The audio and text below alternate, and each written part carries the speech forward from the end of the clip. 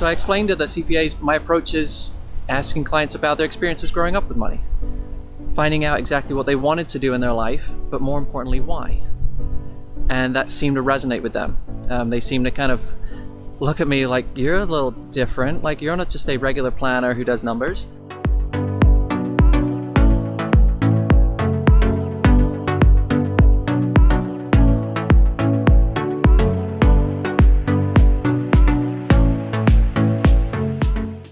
Good morning, viewers.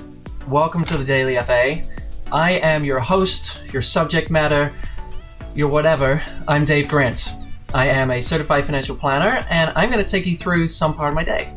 Today, I'm actually splitting today into two because there's a lot of content to cover. So what we're going to be looking at is I have a center of influence meeting with a CPA company this morning. So we're going to dive into that whole CPA world and even the center of influence world and figure out best practices there, what to be doing, how I'm going to approach this meeting, and why I'm picking this company in particular. And then in the afternoon, I have two prospect calls. So, Center of Influences. We're going to a CPA meeting this morning. The reason that I picked this group, I don't have any female CPAs in my network. I don't know how that happened. All the CPAs that I use are men that I know personally or have been brought along with current clients, and I've worked collaboratively with them and like working with them. But I had a question from a client the other day. She said, I want to work with a group of women other than yourself. So I would like a female attorney and a female CPA. And that kind of threw me. Like, I had the female attorney, didn't have a female CPA. So I'm going on the hunt for one. But it made me realize, the world of personal finance is such a male-dominated industry. There's a whole bunch of stats out there about how it's skewed with, for the white male being predominant in our space. But my practice, I work with a lot of single, older women, and it would be foolish of me to think that they would be comfortable in that world, or they wouldn't like a split and a choice between a male professional and a female professional. So, I'm making my Center of Influence roster a mixture of male and female. We're gonna go find that today, hopefully, and let's see what we find.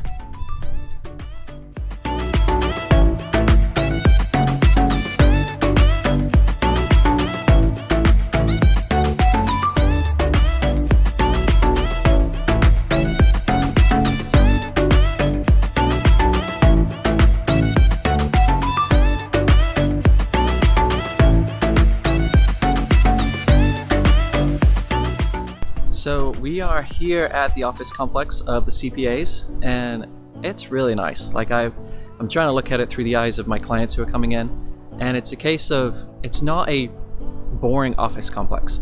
Let me kind of give you a picture here. There's like colonial buildings all back around, and it's it's a big office complex. You kind of got to work your way through the maze, but this is not boring. This is a really quaint complex, and first impressions, it's really good. So I'm going to go in and kind of get an idea of who these CPAs are and how they work, and kind of look at it through two lenses. One, through the clients that I may be referring here, but also how am I going to work collaboratively with these CPAs, because that's going to give my clients the most value. So we are headed in to this building right behind me right here, and I will see you soon.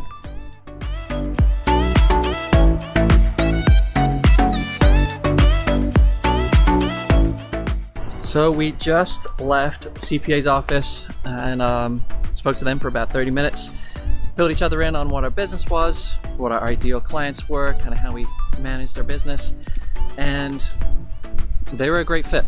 And it seems like they do a lot of family tax planning. They do some business planning as well, but it seems like there was a fit between the client base that we have. So one thing that I explained to them is, my approach with planning. I know that there's a lot of advisors who try and tap up CPAs and figure out, how can I get this CPA relationship and get them referring back and forth. But I decided that, I didn't want to do that. I wanted to explain, my process. My process is taking clients through a very value-based plan and understanding not just the numbers, but the why behind the numbers. Helping clients to figure out what makes their plan meaningful. So I explained to the CPAs my approach is asking clients about their experiences growing up with money, finding out exactly what they wanted to do in their life, but more importantly, why. And that seemed to resonate with them. They seemed to kind of look at me like, you're a little different, like you're not just a regular planner who does numbers. And that's all I'm going to try and do with trying to get referrals from CPAs. It's explaining the difference, explaining the why, and trying to make plans meaningful. So we are putting these CPAs on a roster, and it's going to be a good referral source for clients.